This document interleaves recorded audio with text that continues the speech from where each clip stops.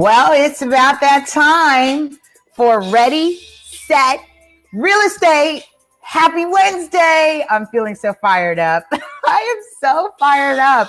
Why? Because I'm excited to talk about today's topic and, of course, let you know that our show supports our nonprofit, Real Estate 100 Youth Foundation, where we seek to educate, empower, and teach our youth and young adult community with real estate literacy to arm them with the terms and concepts and tools for alternate pathways to success. Yo, woohoo! So excited about that. Okay, there's some interesting things that have been transpiring in the market that you all have been paying attention to. Interest rates are rising. There tends to be a stagnation with how long property are sitting on the market. So those are all cluing us into that our market is shifting. Realistically, our market is shifting. So we're going to talk about, from a buyer standpoint today, is really what I want to do. I want to talk about, from a buyer standpoint, kind of some expectations when you are looking to purchase, when you are looking to invest in real estate for the very first time, and you have been a renter and now you're set out to do home ownership or be a first-time landlord if you're going to use some of the programs to buy up to 2 to 4 units in residential real estate. And we covered that on the last show, right? 1 to 4 is residential, 5 units or more commercial, where you'd leave 20% down on the 5%, 5 units or more. 4 units and under, you can utilize these great programs out here, anywhere from 1% to 3.5% down. And they've got some great programs out here to assist you as a first-time buyer. And by HUD guidelines, a first-time buyer, someone who has not owned or held a mortgage in the last 3 years. You have not written off the mortgage interest deduction on your tax records in the last 3 years. So for those of you who said, well, Lisa, I bought a home, but I lost it in foreclosure. I did a deed in lieu of foreclosure, had a rough time in my life. And so, I'm not a first-time home buyer. Yes, you are. If you haven't owned a home or written off the mortgage interest deduction in the last 3 years from the date of your application or when you're starting, you are considered by HUD guidelines a first-time home buyer. So, woohoo! That was a huge gem right there. Make sure you pass that one along. Okay. So today's topic, as I get the month of December geared up for some powerful information. I got some hitters coming on the show. I want to shout out to Mary Martinez, who's going to conclude the tax series that we have been doing for real estate professionals, the developers, the investors, and the flippers. Will conclude next week. That was a 3-part series that we were doing, and that was great. I have a very, very special guest that's coming on that's going to debunk all kinds of myths and misconceptions around credit reports, around credit repair. Because those credit repair companies popped up like payday loans popped up. Everybody's getting credit repair. And so I've got a special guest that's really just going to debunk a lot of that. He's a credit expert. He's a credit awareness expert. and a lecturer, and he's doing phenomenal things and got great books regarding credit and the credit bureau. So it's one thing to do credit repair, but y'all got to do some work in learning about this stuff. And that's what Ready Set Real Estate is about. It's about empowering you with learning, bringing all this stuff to the forefront. Got it? All right. So special guest coming. Got a hotelier coming on the show. That's going to be exciting. A woman who actually owns one of, first Black woman who owns a hotel in Morocco. She'll be on the show. That's going to be really powerful. So we're leveling up, and these are real people, real lives in all aspects of the industry. Remember, Ready, Set, Real Estate is our show to express diversity, to share the diversity. So this episode today is that live Q&A that I said I'd be doing, that I owed it to you because I've given so much content, and I just want to bring it down to chewable bites, right? Real estate bites. And I was doing a segment in the past where I was doing real estate bites as impromptu shows. That way you had just a snippet of information that you can chew on that is still good, that's still valuable. And so on episode 15 today, our topic is buyer's consult paid outside of closing, also known as POC, and parting with your landlord. Make sure if you're on, say hi, say hello, share, let somebody know what we're doing. And thank you to our replay listeners on Spotify, iTunes, Google Play, Apple Podcasts, Stitcher, Anchor FM, and all the other radio podcasts that we are being streamed on. Thank you for the love and shout out to you. So today, in this part, I'd like to cover, yes, I do stream from my office. So today we're going to cover buyer consult and agency relationships. What does that mean? What does it mean as a buyer and you are sitting with an agent or a real estate professional and you're going through a consultation? Oftentimes people will ask, hey, do I have to pay for that consultation, right? Because we are seen as real estate professionals. I am a licensed California professional, and I do buyer consultations. I do seller consultations. And depending on how that agent has set up their business, some may charge for consults and credit it towards your transaction, and some may not. It depends on what the structure is. But during a consultation, what you should expect is to be prepared to cover what the real estate transaction looks like, and primarily what your goals are for real estate. I think a proper consultation in terms of sitting with a professional from a buyer standpoint is sitting and talking about, planning out, strategizing, what is your goal? What are your goals? Is it a 3-year goal? Is it a 5-year goal? Is it a 10-year goal? And setting up that goal. And it allows you, more importantly, to build rapport with that agent. I love to say when I do consults with clients that if you are looking for someone to sell you a property, close the deal, and be done, then I will not be a good fit for you. Why? Because I don't disappear after the close of escrow. I'm not transactional. I'm very service oriented.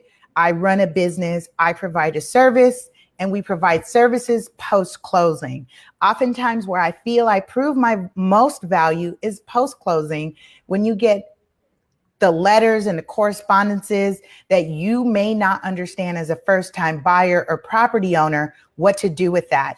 Even with existing homeowners, I've solidified relationships with existing homeowners that may not have used me during their initial transaction, but they find value in being able to have a real estate professional as part of their top 5.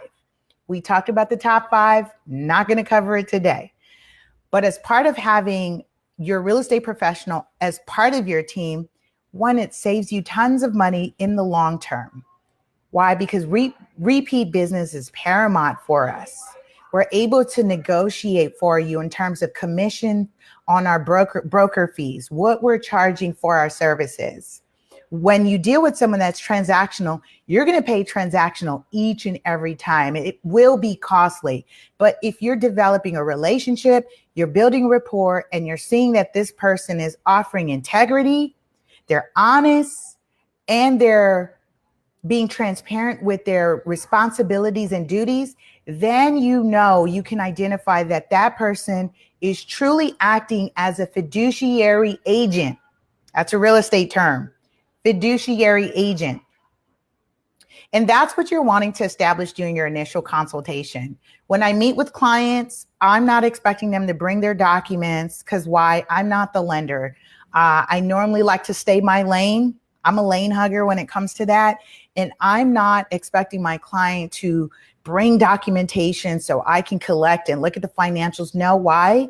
Because it's already a tricky scenario where they could feel anxious. They're already coming with maybe past traumas.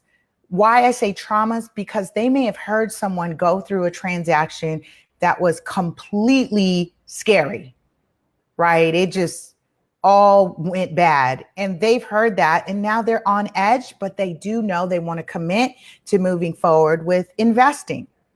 So as a consult, as a professional doing consultation, I'm listening. I'm listening to what the plan is, what the goal is, and I'm interjecting or I'm sharing how we can strategize to make that come to fruition, how we can make that possible. And really, it's the first fun part for me. Why? It's not so much about me, my accolades, my production, my success. It's not about that, but it's really about connecting with that buyer client. So as a buyer, those are some things that you should be listening to. Oftentimes I hear buyers say, I've interviewed different agents and they all made me feel like a paycheck. How many times have you heard that? Or how many times have you sat with someone and you're doing a transaction and you literally felt like a paycheck? You literally felt this person had no concern about you. They weren't interested in your goals. They weren't interested in your strategies. And they just were thinking about the end result, getting paid. Not a good feeling, right? So this is why some of the things that you should be aware of, especially because you're going to begin your search online, you're starting your search online, and at some point you're going to have to connect with an agent. Even if you're using the online real estate brokerages, they're still connecting you with an agent within that brokerage to manage the transaction. And it'd be important that you feel confident and secure that the person that is representing you has your best interests. Okay, so that's all I'm going to cover for buyer consults and agency relationships. And also know that you are due a disclosure. Actually, here in California, we are required to provide a disclosure form called agency disclosure, meaning that I have explained to you as a professional what it means to hire an agent that represents you as a buyer, what it means to hire an agent to represent you as a seller, and what it means to hire an agent that represents you both in the buy side and the listing side of a transaction. We call it a selling agent and a listing agent. And that together represents a dual agency, meaning that one agent or one real estate brokerage is handling both sides of the transaction. It's legal as long as it's fully disclosed and buyer and seller are in agreement. Got it? That's a good one. And that's an important one because oftentimes people get confused about that. But dual agency definitely does happen. I've done it. I professionally don't handle both sides. I will bring a colleague within our real estate company to represent the other party because the Department of Real Estate doesn't really, they aren't fond of it, but it's not illegal. They just want to make sure that you are aware of the fine line between dual agency and wanting to make sure that you are doing your fiduciary duties as a real estate professional and representing both the buyer and the seller. So, albeit you're a buyer and you have an agent that is also representing the seller, just know that you're due those responsibilities of honesty, integrity, and transparency, and that agent is not to disclose certain things about you to the other party during that transaction. Okay. That was a meaty one. That was a really meaty one. I'm moving on to our second topic. What you're expected to bring to the table as a buyer, not just your down payment. And this one is tricky. Oftentimes people are so focused on the down payment. And I get it, because we're talking about saving anywhere from 3.5% to 10% for your real estate purchase. And really, it should be almost close to 6%, because not oftentimes will you have your closing costs paid. And that's what I want to talk about. So there are certain things that need to be paid outside of closing. And that is outlined or represented on your estimate as with the acronyms POC, which stands for paid outside of closing. As a buyer, there are 3 things that you should be concerned about outside of your down payment. So there's your down payment that you saved for.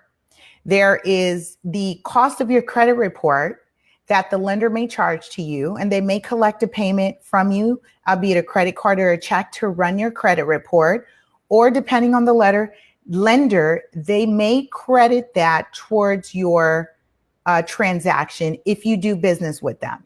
But there is a fee involved with that. And loan officers, mortgage bankers, or mortgage brokers, I'm using that interchangeably, but they're 2 different things. They're 2 different professionals. They may charge you for the credit report, or they may not. Those are the questions you need to ask. You need to find out if they are charging you for your credit report to generate your credit risk scores for your loan application. Okay, so there's the fee for your credit report. There's the fee for your home inspection.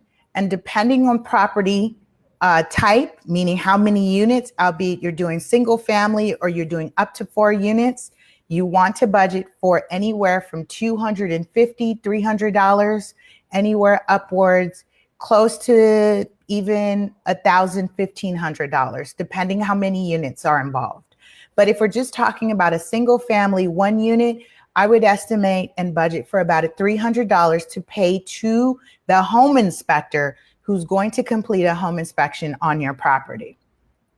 Now, if you are someone who has connects, who has contractors and friends and associates that does inspections, that you're comfortable with doing inspections, or you yourself as a contractor and you want to do the home inspection, then that's $300 that you can save towards your transaction. But for the most part, on average, people are going to spend $300 to a third-party home inspector to complete a home inspection. All right. So that's the second fee that, or cost associated with your transaction, that is outside of your down payment. The third is your appraisal, the cost for your appraisal inspection. That on average, depending, can be $550 to $800, depending on how the transaction is written. But that's a fee paid to the third-party appraiser who is completing the valuation on the property. And that is tied to your loan. No lender is going to give you a loan on a property that is not worth it.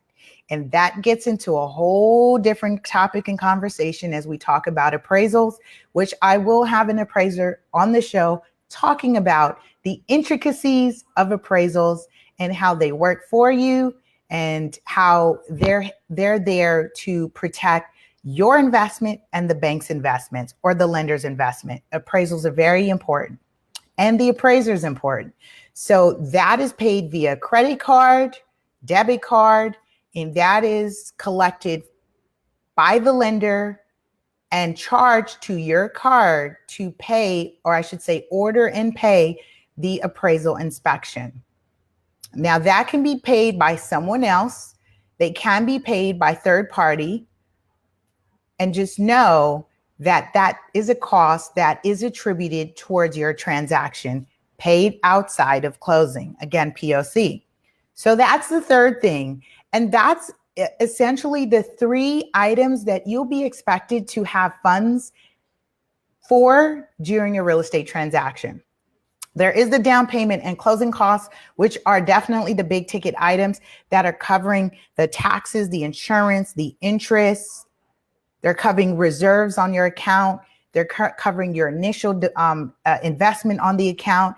And do know, as we talk about your down payment, a portion of that is being submitted into escrow upon an accepted offer called your deposit. So you may not put your entire down payment, but do expect to write a check or wire funds for your initial deposit when you have an accepted offer.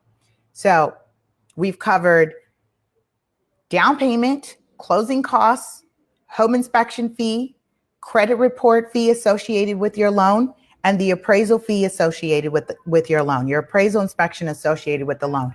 Those are some transactional costs you need to be prepared for when you come to the table. They're not paid at the closing table. They're paid outside of closing, which means they're paid out of pocket. You or someone else is paying those costs out of pocket. All right. This is so good. This is so yummy. And I'm moving right along. So remember, this is just the Q&As that if you have questions, comments, feedback, we are welcoming those, albeit you post them on our radio podcast. In the comment section, you DM me or you drop a comment here, and be sure to hashtag replay so that I know you're tuning in after the live ends. Okay. The last one that I wanted to talk about is very important, and that's parting with your landlord. There isn't a perfect way to time closing your transaction because it's an estimated close of escrow date, right? When we write contracts and timelines, these are all estimated dates in which we need to get things completed during escrow. And as we talk about you being a first-time buyer who you currently are renting from a property owner, albeit your landlord or your property management company, it's very important that you have a positive, open communication with that person, albeit the landlord or the property management. Why? Because you're going to have to time letting them know when you're going to be moving out, albeit you need to do a 30-day notice, a 60-day notice. And that's going to depend whether you're on month-to-month contract or you're on a lease, a yearly lease contract. So you can have a contract for a month-to-month, or you can be on a contract that's a lease. Now, it's important to know that if you're signed on a lease where there's a year commitment, 2-year commitment, you definitely want to know when the expiration date is and what the potential fees or costs are associated with terminating your lease before your contracted time. Okay, so there are a couple ways in doing that. You can do lease buyouts. You can cancel the lease and pay a fee, and that's going to depend on you, the landlord, or the property management, how you decide to terminate the lease contract. Okay, because these are contracts. They can be renegotiated. You just need to know to have that conversation and seek assistance from a real estate professional to assist you with that. Because oftentimes you don't realize that you're negotiating real estate contracts with property managers and leasing agents without the assistance of a professional. These are lease contracts. These are real estate contracts that you're getting involved in that you may not be clear on, meaning deposits, cleaning fees, renewal periods. When do you have, what are you responsible for? Albeit utilities. Are you responsible for utilities? Move outs, cleaning. There are certain things that are embedded in that contract that you may not be clear on. Another thing that I've seen people wait for when they want to start their home ownership venture, or they want to look into home ownership, is they're waiting until they get an eviction notice. And an eviction notice can come in a couple forms, especially in areas that have been gentrified, meaning you are seeing the community change. You're seeing the properties are being bought out. The buildings are being bought out. Single family properties are being bought out. Homeowners are starting to see there's more value in selling the property than keeping you there as a tenant and they want to move their money and do something else with it. So what's happening is they're saying, hey, I'm now deciding to take my property back and I'm going to sell it. And now you have a 60-day notice to leave. That's an eviction notice. That's essentially a notice to leave. You're not given a notice to stay. And sometimes they may give you a right of first refusal. That term represents, meaning your landlord or property owner, the property owner may give you the option to purchase the property from them at market value. Or sometimes you may have rented it for a couple years and they may say, hey, you've rented this for so long, I may consider selling it to you at X price. Even with that conversation, I recommend that you get a real estate professional involved because you want to make sure that you're clear on the contracts, the terms, and the conditions. And that way, everyone is clear that they're getting the required disclosures by state law. Okay, know the laws of the land. Again, this is why it's important to have a real estate professional a part of your team, because every life event triggers a real estate need. Even if you're renting, you may feel like, well, I don't need to deal with a real estate agent. But guess what? There are agents that negotiate lease.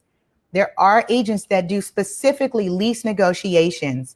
And that's important to know because there are things written in that contract that you may not know you're signing up for, that you'll be responsible for and liable for, more importantly. All right.